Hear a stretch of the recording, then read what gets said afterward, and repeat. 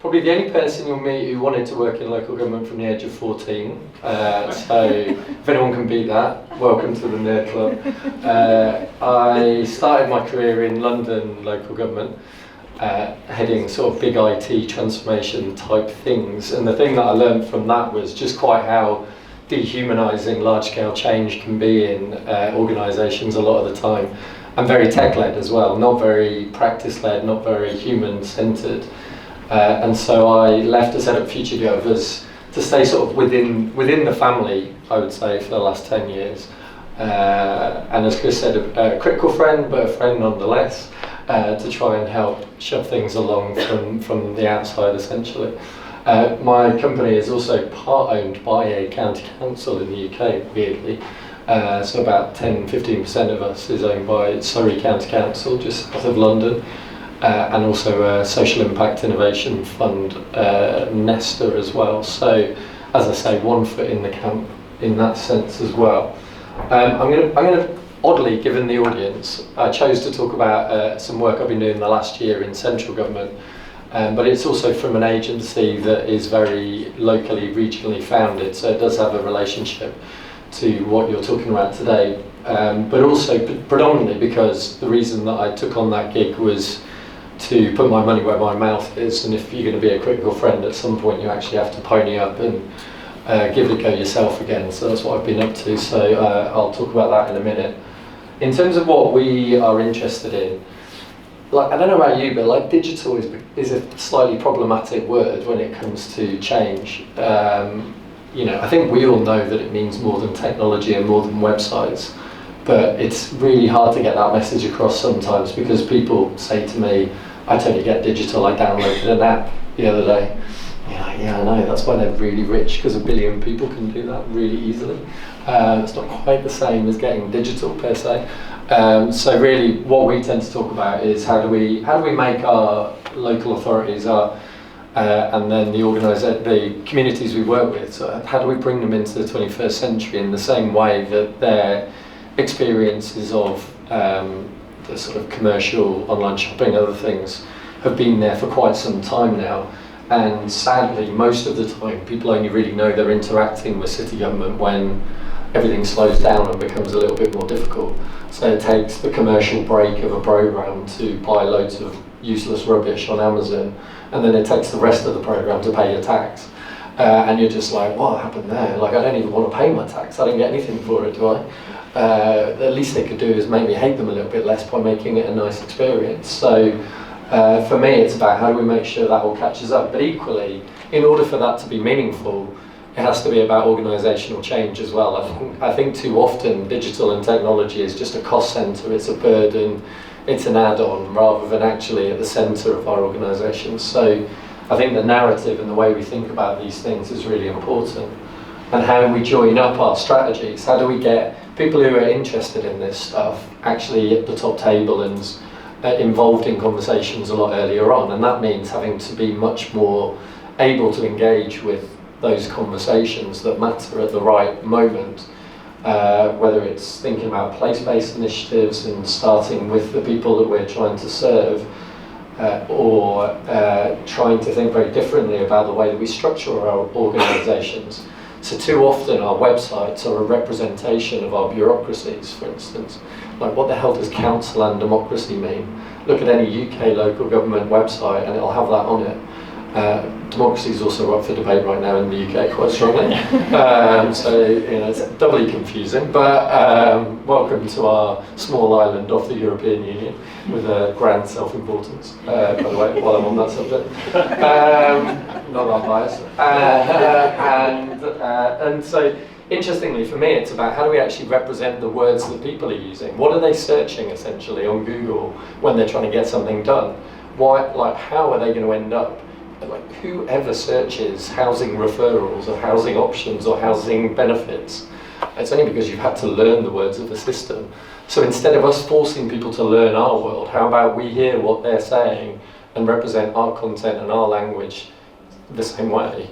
But equally then, why don't we just represent our organisations in that way? Why don't we build our organisations around customer journeys and the task that people are trying to do, rather than actually just these stupid silos that don't make sense to us, let alone anybody else.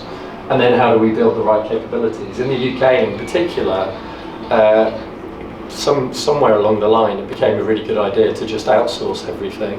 And it isn't to say that in or out is necessarily better than the other, but it is to say we've gone too far in one direction too often, where there isn't a lot of control over what we're doing in this space. And so for me, it's also about how do we build those capabilities again.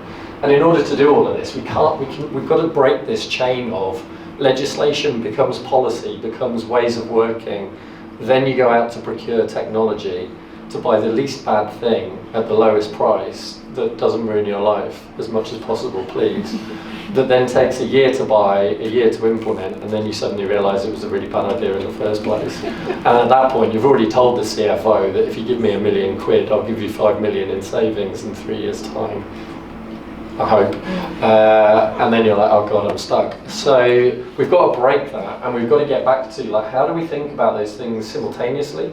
How do we think about the organisational context, the politics, the financial environment, at the same time as services, the user-centred side of things? What are people saying? How do they want quick, cheap and easy services? And then how can technology support that all at once? Because if you don't do it all at once, computer will say no anyway. Like, you'll design your beautiful organisation way of working, and then computer will tell you what to do, really. We all just pretend that that isn't true, but 70% of the life of a social worker is filling in systems, on average. And so you can build whatever social work practice you like, but ultimately the boxes on that screen will determine what social workers have to do for a living. So it's super important that we change that. This is essentially to say, like, everything is disruptable.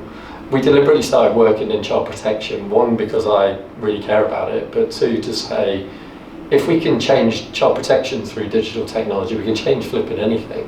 Like, next time, somebody in waste management or housing tells me you can't, but I'm just like, go on then, tell me why I can't, because it's more dangerous or more scary or more sensitive than child protection, which is quite disarming, and is essentially true. And in terms of what I mean, therefore, by digital, it is about how do we take everything into the 21st century. So you'll probably feel this Madeleine Albright quote every day of your life. Like, we live fast and slow simultaneously in our jobs in local government. One moment you're doing something speedily along in terms of, you're in a workshop and you're using post-it notes and you're imagining a brilliant world, and then you're like, oh bloody hell, I'm going to have to go and use Microsoft Project to represent this, and I'm going to have to fill in a Word document for a business case where I have to lie about what I'm able to do for how much money, and then I'm going to have to go through a monthly committee cycle to get this up, and you just think, oh God. A minute ago I was in heaven. Like, I had 2 hours of deciding what the future needed to look like and how to quickly prototype it and how to prove value, but all of the 20th and probably 19th century tools and governance suddenly says, yeah, we don't like that. We haven't got a way to deal with that. So for me, it's about, we've really focused on the edges of organisations. How do we engage with citizens? How do we change adult social care? But to be honest, like, for me, the really boring stuff is probably the most important stuff. Like, until we change the DNA at the centre of city government and think very differently about procurement, legal frameworks, business cases, and literally how those are put together, financial modelling, all these really boring things, they determine everything, absolutely everything. Until we allow for rapid, small amounts of money that can help us test ideas that can then graduate into big ideas, everything's going to get a bit stuck and hard to scale. Because ultimately, digital is about all these other things. Tom Loosemore was one of the founders of Government Digital Service. He's kind of like killed the definition of digital. Like, there's just no point trying to outdo it, because this is like ultimately it. How do we just change everything, really, to meet the people's raised expectations, and without changing these like fundamental building blocks? All of our experiments are going to remain experiments. They're going to be like rejected organ transplants that just don't stick, because the immune system of the corporate body just hates them, ultimately, because they don't like overpromise and underdeliver. You actually underpromise and overdeliver, but there's no mechanisms in our organisations to manage that, and that has to change. And again, one of his co-workers, Mike Bracken, he talks about being radical in how we work, really, rather than exactly what we deliver. So it's so alluring for leaders in government to say, I want a social enterprise, I want to set up a new trading vehicle, I want to, and you're just like, what for? And they're like, because my neighbour's got one and I want to look great in the local trade press.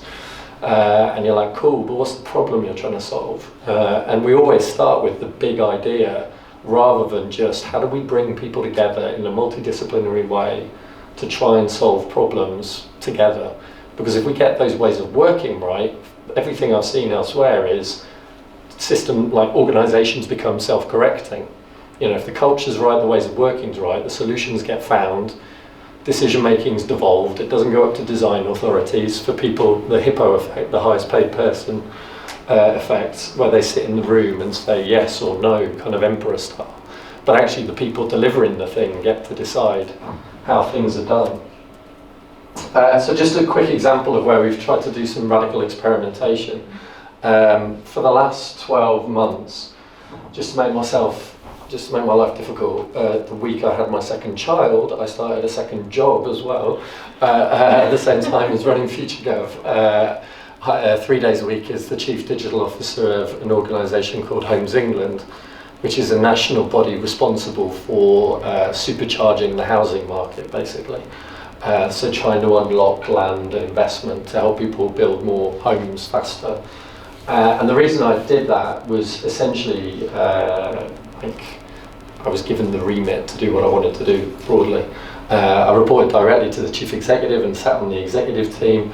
I was allowed to have opinions on land policy, which as an urban geographer was a dream, but it was very confusing to my colleagues because I was chief digital officer. So why the hell have I got an opinion on urban policy?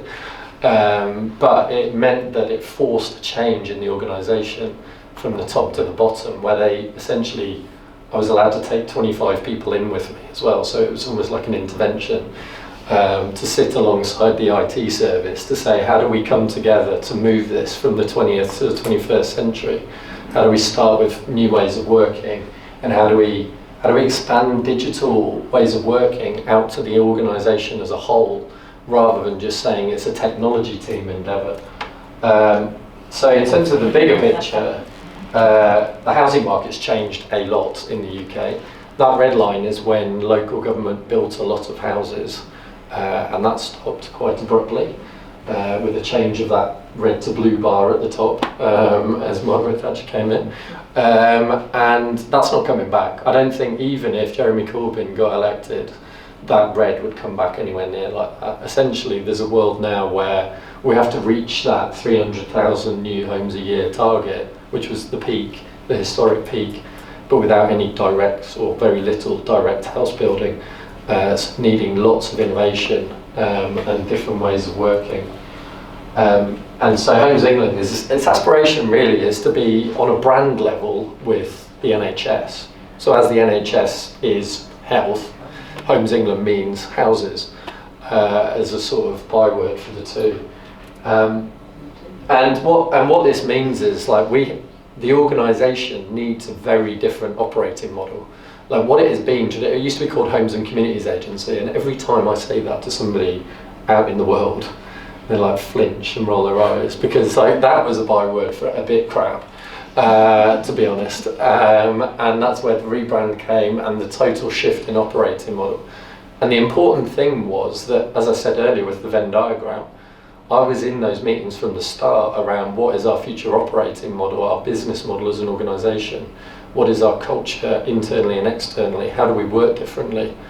They would listen to me around Agile, they would listen to me around how other modern 21st century organisations work to try and transcend the sort of stuck place it was in. If you're a true nerd like me, this is probably the only decent strategic plan I've ever read in government. It's very readable, so if you want to read something, it's pretty good. The interesting thing is, in that plan, people said to me, oh God, you haven't done very well, have you? Because there's only 2 or 3 technology-related bullet points. And I said, well, have you actually read the vision statement for Homes England? I feel like I've gone a bit deeper than that. I feel like I've hacked at the centre of their operating mindset, because it talks about us being the government's housing accelerator. Sound familiar? Digital accelerators, startups and all that sort of stuff.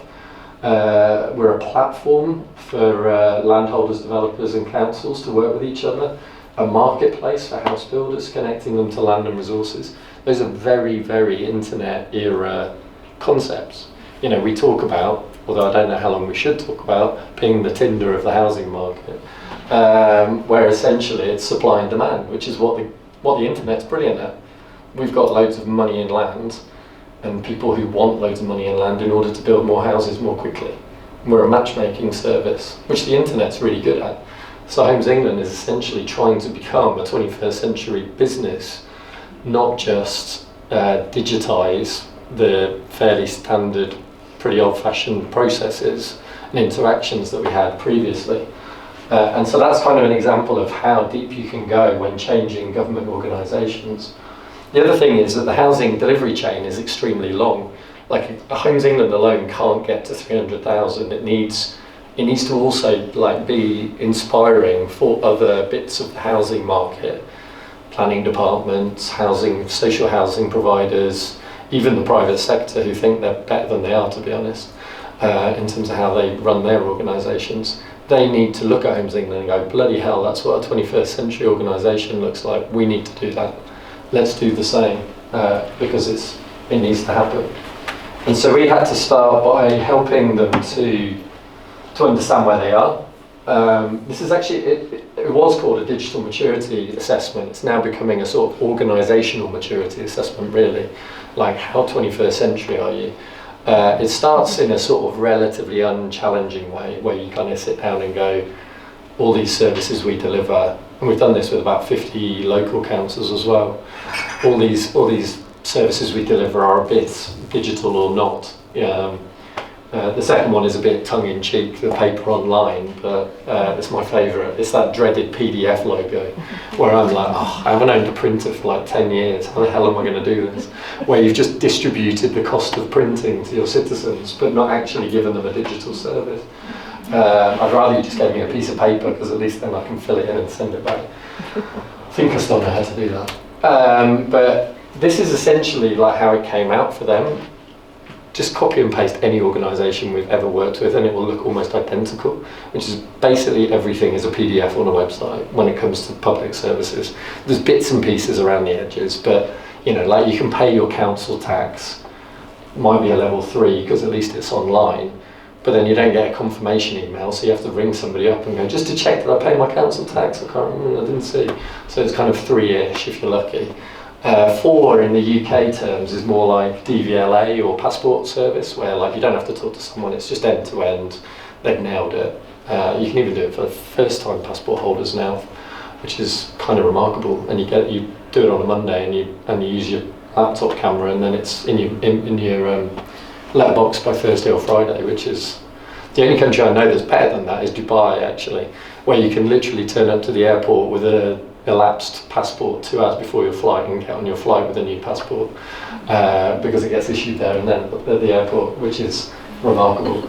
And then level 5 is more like where Homes England is going towards, which is not just digitisation but business model change, like a different kind of organisation. This is all built on very crumbly technology. This is the actual names of the technology in Homes England, probably similar to other organisations. Probably even after a year I couldn't tell you what all of those acronyms mean, and I don't care, to be honest. But the problem with it, as you can see, is if you're in investments, you have to go in and out of 7 or 8 systems to make an investment. Like, that is hell for our employees.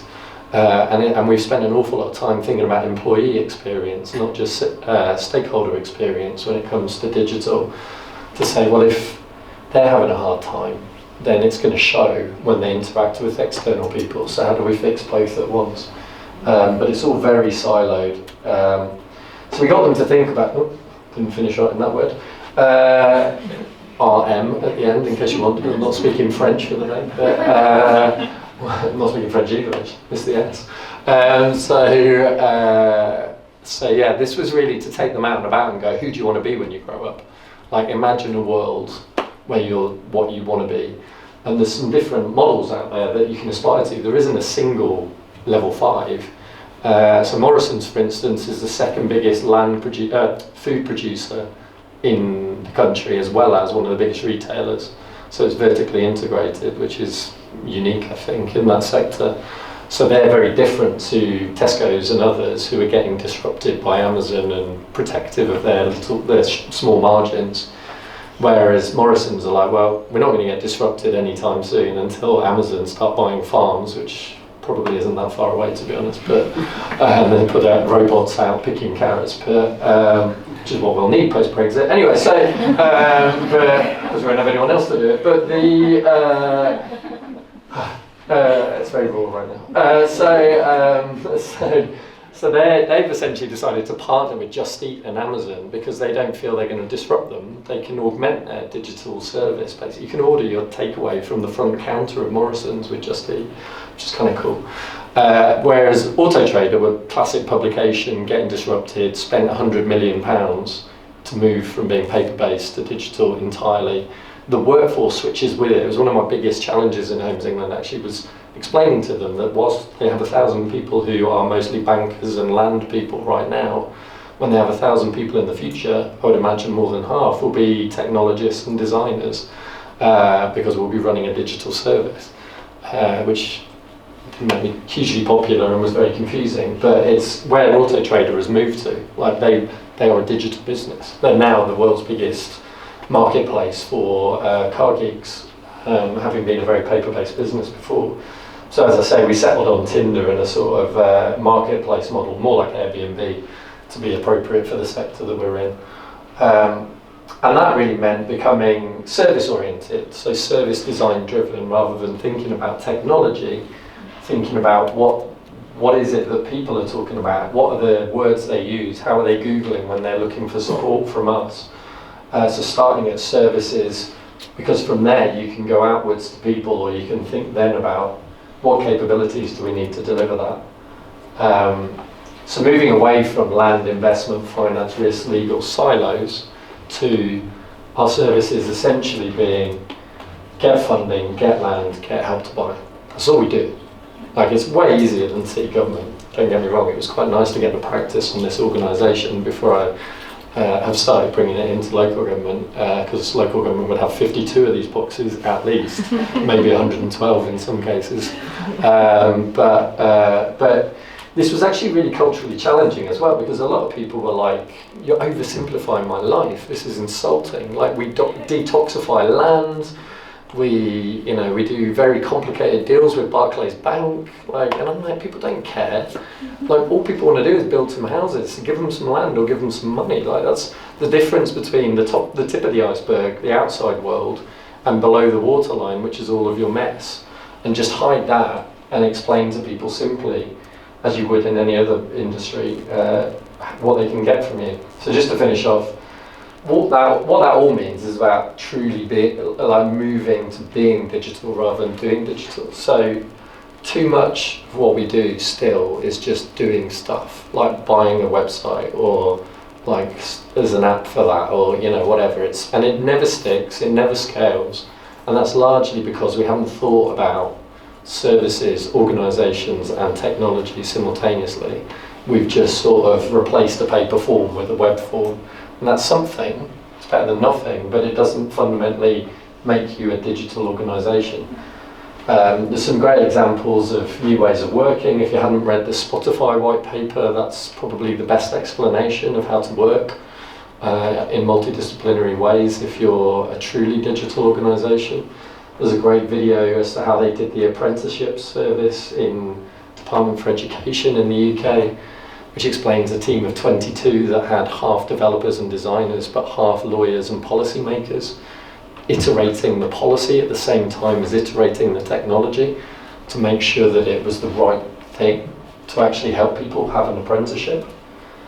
And the thing I'm probably most proud of in Homes England, partly because it was an unusually deliberate strategy by me as somebody who generally makes it up as I go along, was that my intention from the very beginning was, this was probably the first diagram we showed to the senior leadership team, which was, I'm CDO, you want me to be digital dom and sort of head of IT, and that's what you see when you look at me.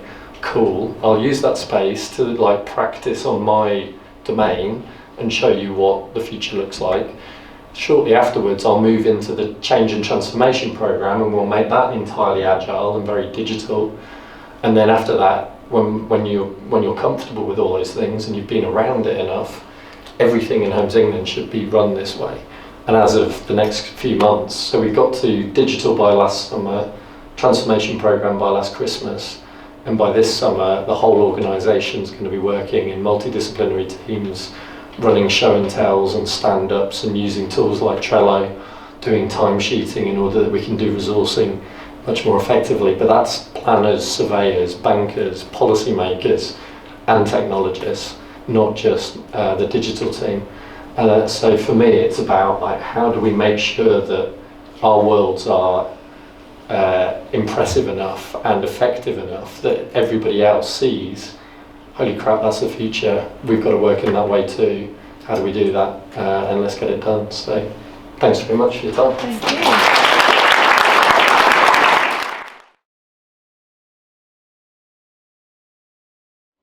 So first of all, the title of this, Getting with the Full Fibre Programme.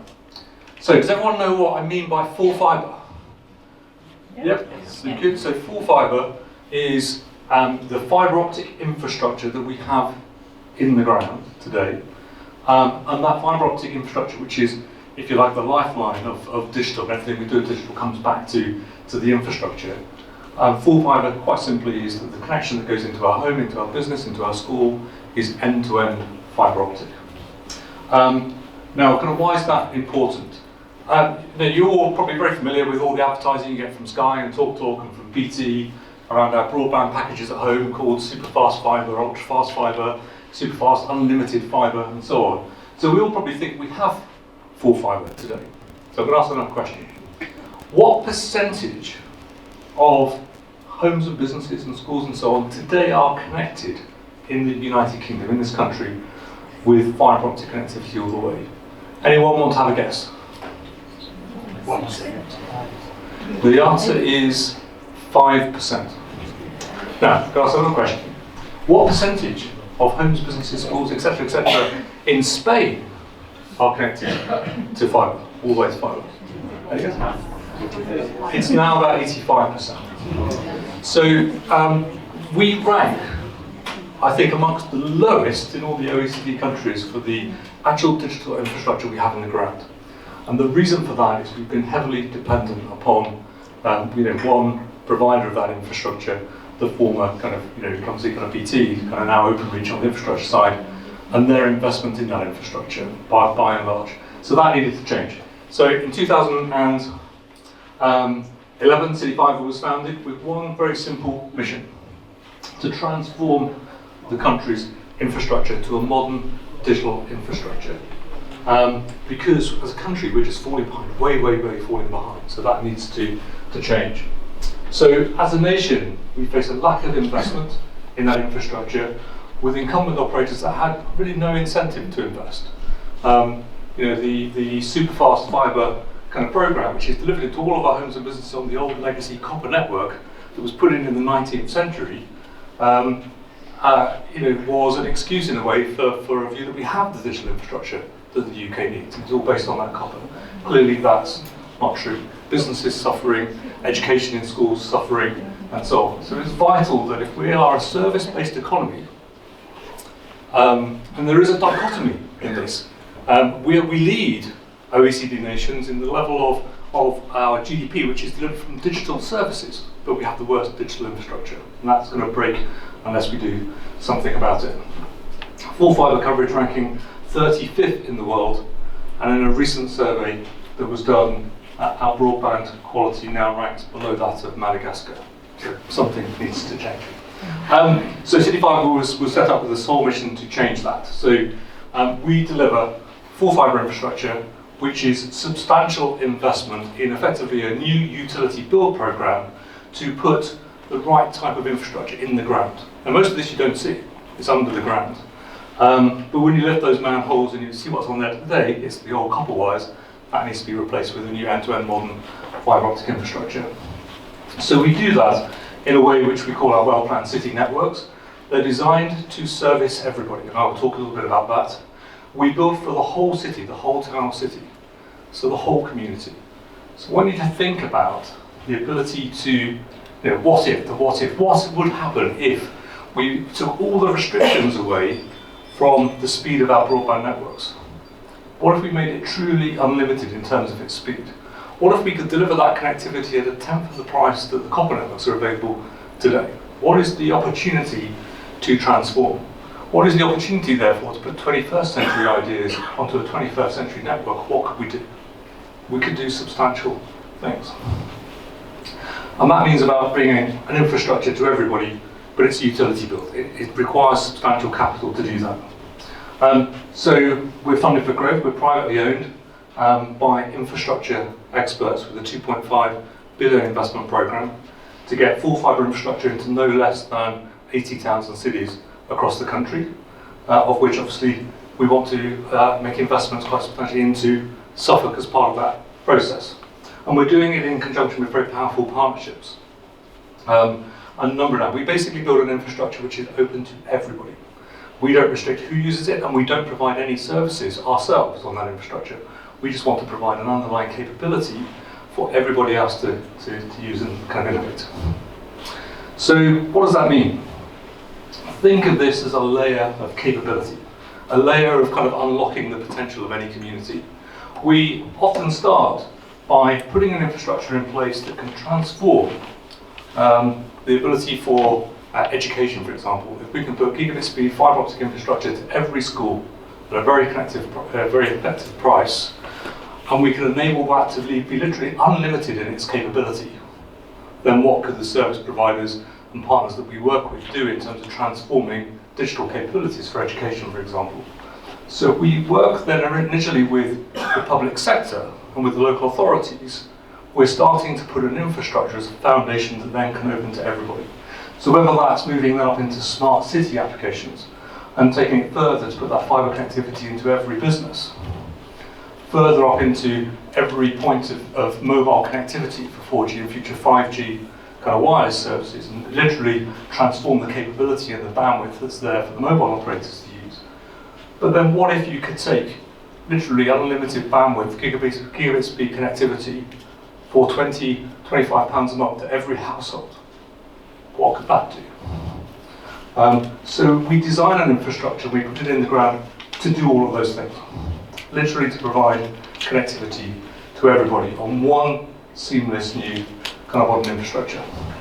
And doing that is a big disruptive process. We are digging every road, in every street, to put a fibre into every home, into every business, into every school. So we do that very closely, working in partnership with the community, with the local authorities and with the community to make that happen. And that leads us to what are we doing in Suffolk? As I say, we're aspirationally delivering our 2.5 billion programme is to put connectivity into a number of locations across the country. In total, probably 80 towns and cities to get the benefit of our full investment, but we have to start somewhere. Always have to start with putting an infrastructure in a town or city where we have no infrastructure today, so we've got to start from some point. So we often start working very closely with the local authority, and in December we announced our partnership with Suffolk County Council as part of government's local full fibre network programme, which was a £5.9 million programme, where effectively the council will be utilising the connectivity that we provide. So it's not a funding source as such, it's a kind of revenue stream for using the infrastructure we deploy to connect over 300 sites in 10 towns and cities across Suffolk, and that puts a backbone infrastructure, as you can start to see on the maps there. These are examples of Ipswich, Bury St Edmunds, Lowestoft, but in total there are 10 towns and cities across Suffolk that we'll be investing in, but to start to put down the foundations of that digital infrastructure. I want to give an example of another project so you can see where this can go. This is actually Milton Keynes, and the objective is to build every one of those kind of core spine networks to expand it to everybody. As you see on this map, there's a network that's radiating through a number of the areas. It's the foundation to what becomes the next stage of the investment, which is this, which is fibre down every home, down every street, into every home. That goes through every community. It will power the next generation of mobile technology. it will power direct fibre optic connectivity to every home, to every citizen within that community. And once delivered, we clearly have the ability of a community on a modern, future-proof digital infrastructure that could be gigabit speeds for everybody at the tenth of the price today, which is truly a platform for innovation and economic growth and development, if we all figure out how to put it to best use. And that's where a lot of people in the room here is, how do you kind of take use of this infrastructure? If we can provide a really transformational platform, then that's down to the community to embrace it, to use it, innovate with it, start to provide really interesting kind of services.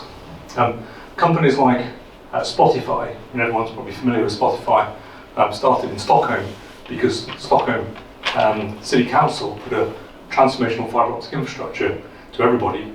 Everyone started to innovate, do things, and new businesses started off the back of that to create new digital experiences, and Spotify is one kind of good example.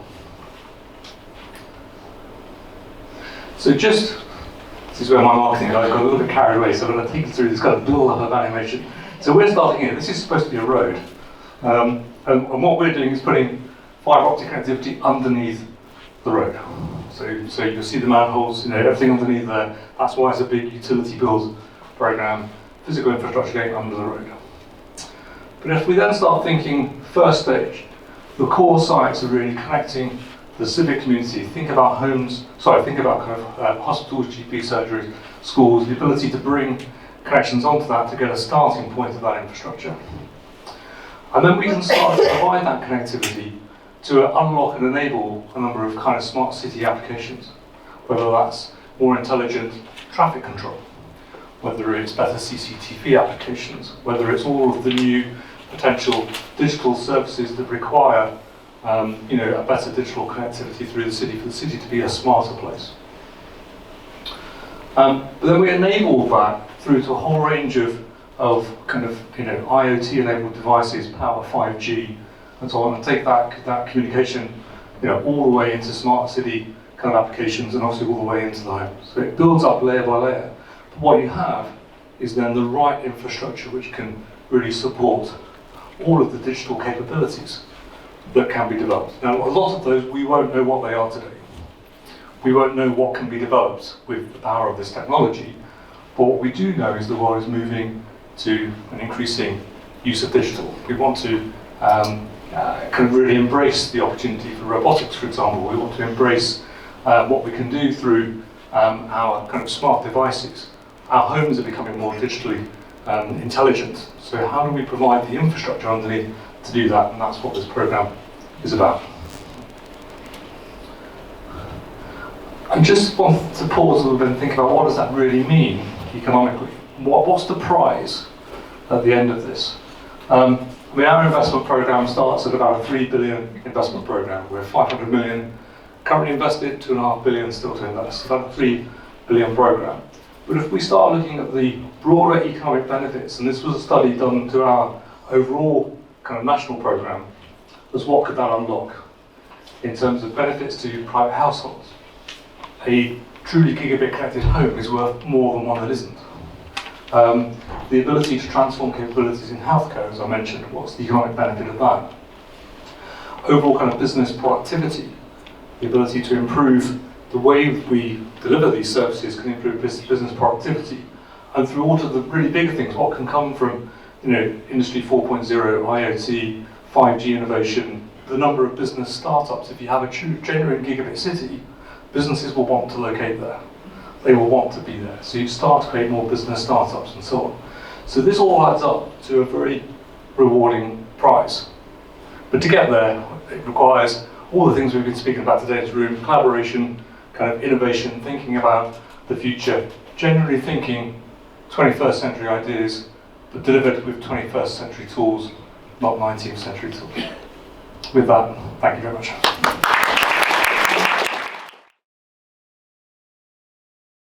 My name is Greta, and I come from Aalborg, which is the third largest city in Denmark.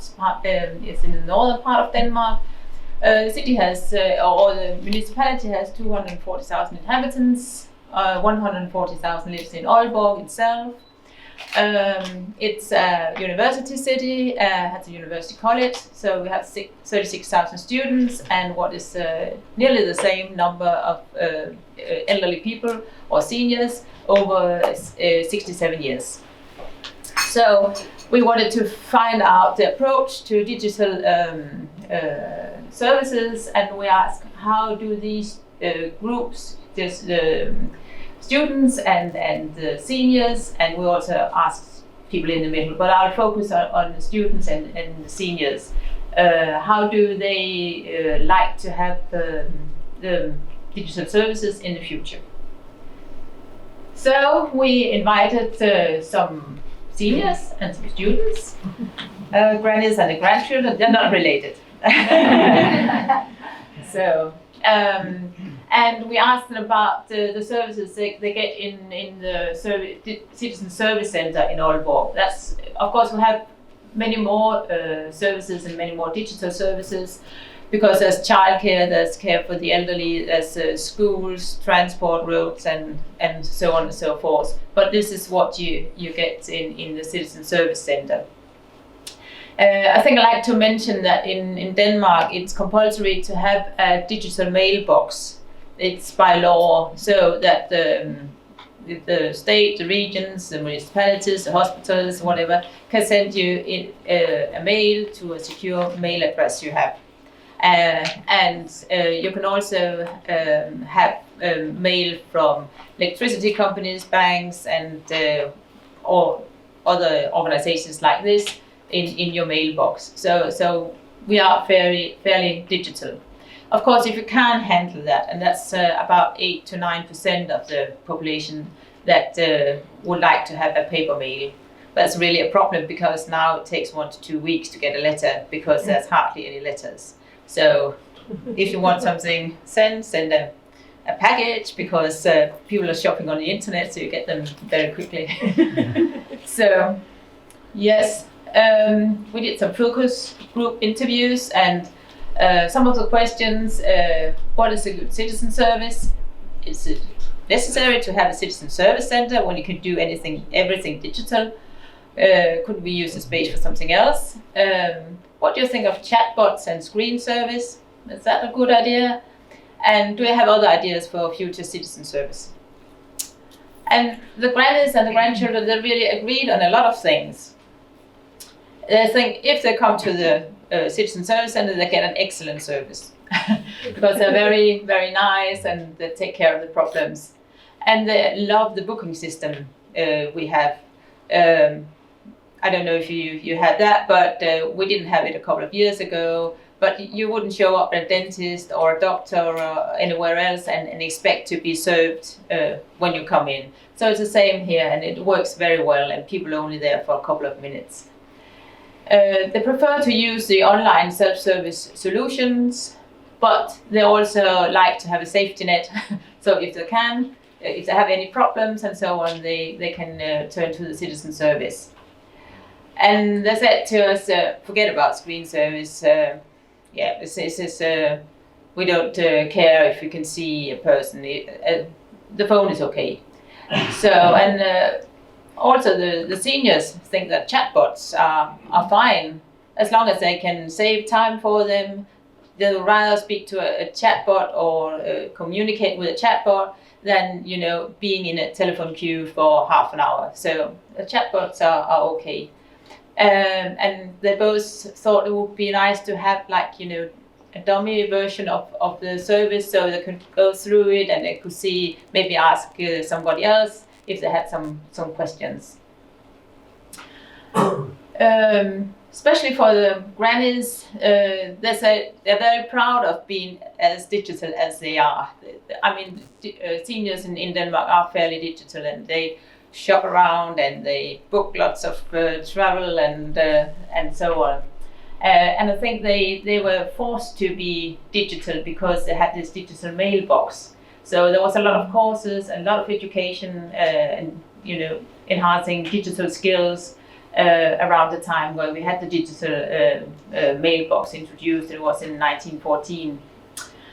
But they're very keen on receipts. Otherwise, the phone, like the gentleman said before the break, did you get my application? So we're working on that. We have it on most forms, but not all. And then they're very concerned about the friends that can't handle the digital world, so we mustn't forget them. And also people in rural areas where it's a long way to the citizen service centre. And they really liked, we invited them at several occasions and so on. They really like to come and give their opinion. And they know we're going to have a new homepage, and they say, oh, we have a lot of ideas, you just invite us again. And we will. So the grandchildren, we don't understand the language on the homepage and nor the language and online solutions, and it's too much text, too many steps, and we don't have the patience for this. So we thought, well, they're the digital natives and so on, but no, it is, as I say, it's a bit embarrassing. I'm 24 and can't fill in a form, but I need my grandmother to help me. But I think they don't have the patience for this. They're working in another way, and I think that is something we have to address. It's fine if they can have chatbots and to help them navigate, and they love YouTube videos and what to do, or preferably an app on the phone. And I think they agree with the grannies there, because you're young and your generation, they never had a PC. So they jumped directly to the smartphones and the tablets. So they're also aligned there. So, and they because they're a bit of embarrassed about not being able to fill in these forms, that it should be at the curriculum at schools. So, yes, the middle age, that was not so interesting, but could have other opening hours, and parking is a problem, and things like that. And because I think they're so busy in their life with so many other things, or couldn't you send us a message on what to bring and remind us the day before, and maybe engage volunteers. That was also something the seniors were talking about. Check-in airports. At some point, there was a lot of people to help you check in yourself, and now there's hardly anyone, because you get used to it. So we're a bit surprised about the young people, and we think, I mean, they're the future. So we had to change the way we do online service. So yes. Thank you.